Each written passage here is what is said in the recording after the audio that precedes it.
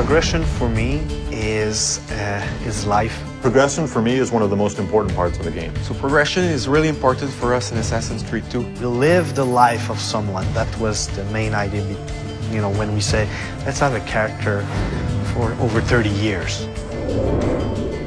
We really want the player to feel the same emotion that the character has throughout his quest to avenge his family. I'll kill you for what you've done! Our game begins in 1476 and it ends in 1503. So it's a considerable span of years for a video game. It's the height of the Italian Renaissance. This is when the most beautiful paintings, the greatest sculptures, the most wonderful architecture are all being built and created. And at the same time, it's a period of political intrigue and drama and violence as well. What do you want, Vieri? So many things. A prettier bride. Oh, and yes, your life. There was a lot of really sparks of energy and interesting ideas that happened during that period. We also want our character to go through a change. I think the mission structure is completely compatible to the time span that we want to cover. In the sense that it allows us to have some flexibility and really focus on the most poignant events that happen in history and in Ezio's life throughout his progression.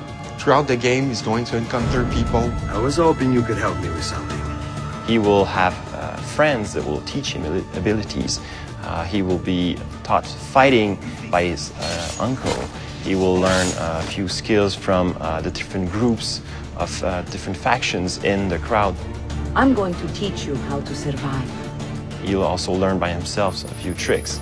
And this will make sure that the player progresses in the game in a way that always varies the experience. If your character isn't evolving and it's not you're not looking, oh, what's my next new toy, or what's the next thing that I'm going to get to play with, the game will feel stale. So it's very, very important that the game feels refreshing. You know, every new mission that you play, there's something to look forward to at the end of it. The more and more the game progresses, the more and more anger he has, and the more he has to let out that anger.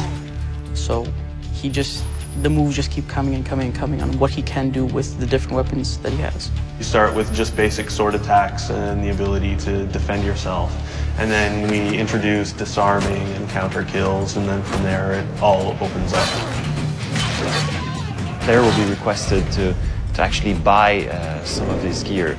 For example, we have the armors, which will give him more health points, hit points in general. He starts with various sets of armor, the first one being just leather armor, and then it moves throughout more metal armor, provides him more protection.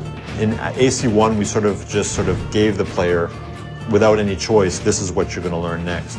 Whereas in AC2, the player has much more choice. Since such a large part of Ezio's story is him, you know, answering the question, who am I, and what am I doing here, and what's my purpose? You can't answer that question in a year or two. You know, it takes the span of almost his entire life.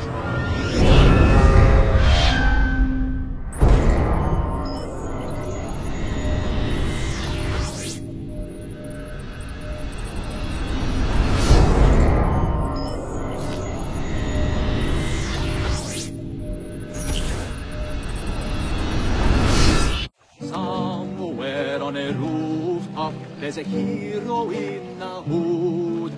Fear him not, lest you who have sinned, for his cause is good.